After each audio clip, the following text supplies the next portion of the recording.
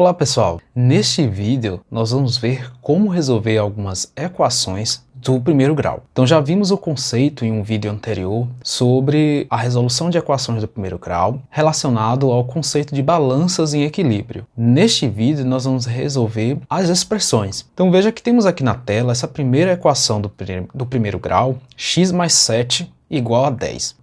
Para que uma expressão seja uma equação, é necessário que ela tenha uma incógnita e tenha o sinal de igualdade, né? Nesse caso aqui, temos que ter uma incógnita, que nesse caso aqui é o x nessa equação, e temos que ter também, né, o sinal de igualdade. Então, tivermos essas duas coisas, nós estamos diante de uma equação.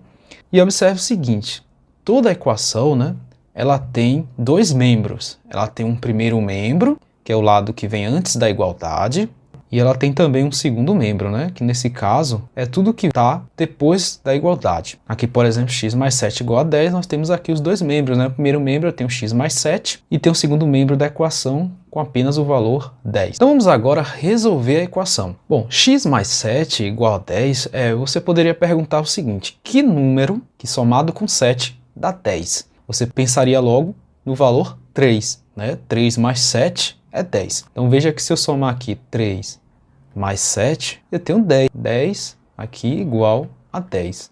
3 mais 7 igual a 10. Essa equação é muito fácil de resolver. Mas temos também aqui a forma, né, de se resolver uma equação. Então nós temos aqui x mais 7 igual a 10 e precisamos isolar o x. Nesse caso, para eu isolar o x, eu tenho que tirar o 7 daqui. Como é que eu poderia fazer isso? Eu poderia fazer isso da seguinte maneira. Escrevo x, repito aqui o 7, vou deixar aqui um espaço, escrevo 10. Por que eu deixo esse espaço? Porque nesse espaço eu vou colocar aqui ó, menos 7 para poder tirar esse 7 daqui.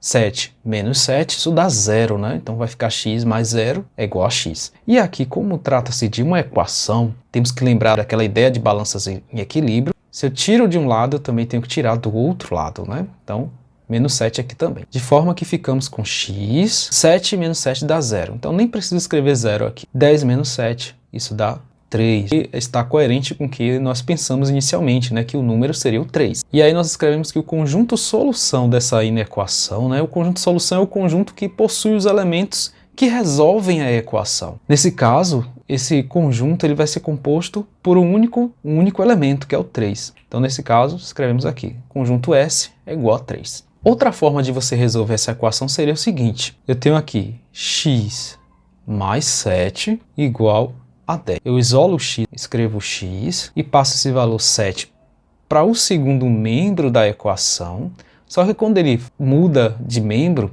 ele vai trocar o sinal, né? Então ficamos com x igual a 10 menos 7. X igual a 3, né? 10 menos 7 é 3. Então, gente, tem essa outra opção também de se resolver uma equação do primeiro grau. Então, vamos ver aqui agora esse segundo exemplo de equação do primeiro grau, onde eu tenho que a incógnita, nesse caso aqui, a incógnita não é x, né? Nesse caso aqui, a incógnita é z, né? É z, é uma outra letra, né? Então, como é que vamos fazer aqui para resolver? Então, nós precisamos isolar o z.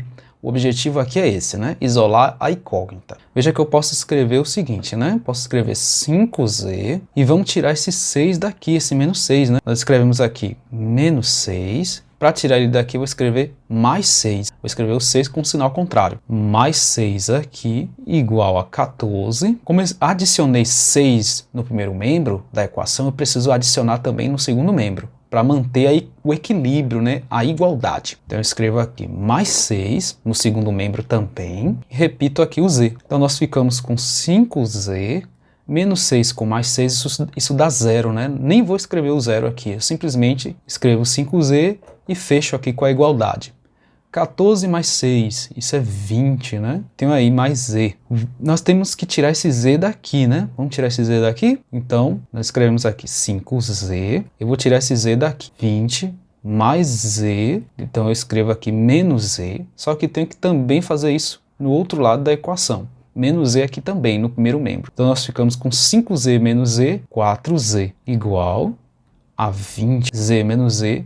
Isso dá 0. E note que agora nós temos 4z igual a 20, né? Nós vamos agora fazer o seguinte, vamos isolar o z. Para isso, vamos dividir aqui por 4 E por se tratar de equação de uma igualdade, nós temos que também fazer isso do outro lado, né? Ambos os membros eu tenho que dividir por 4. 4z dividido por 4, eu tenho aqui o z, 1z. 1z é a mesma coisa que z. 1z é igual a z. 1 vezes z é z. Então, 20 dividido por 4, eu tenho aqui 5. Então, z aqui, nesse caso, é igual a 5. Então, podemos até conferir esse valor, né, de z igual a 5. Você faz o seguinte, ó, você tem aqui 5, e no lugar do z na equação, eu escrevo o valor 5, né? 5z, 5 vezes 5, menos 6, igual a 14, mais 5.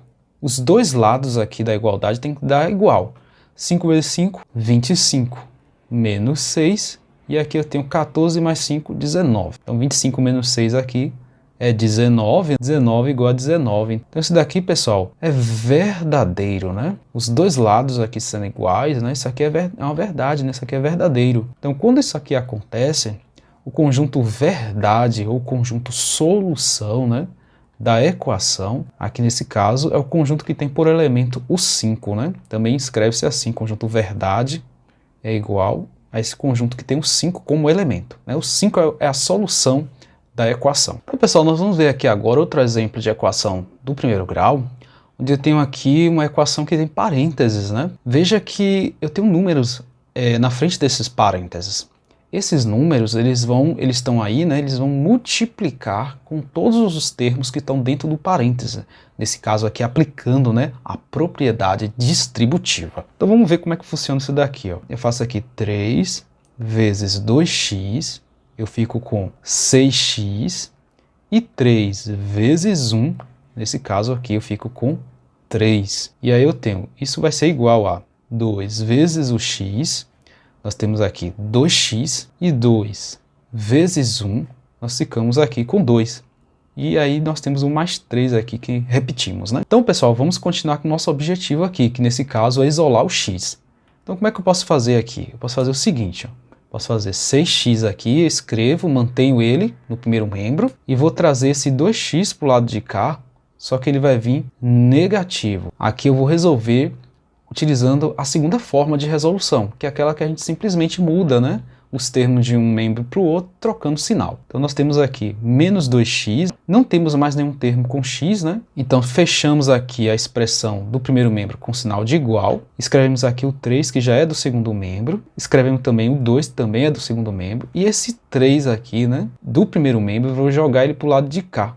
Só que aqui ele vai vir negativo, ele vai mudar de sinal. Então nós escrevemos aqui menos 3. E aqui nesse caso nós ficamos aqui com 6x menos 2, isso é 4x, né? E temos 3 mais 2, 5. E 5 menos 3, nós temos aí 2. E você poderia fazer o seguinte também, eu tenho 3 aqui e tenho menos 3, né? Simplesmente cancelar.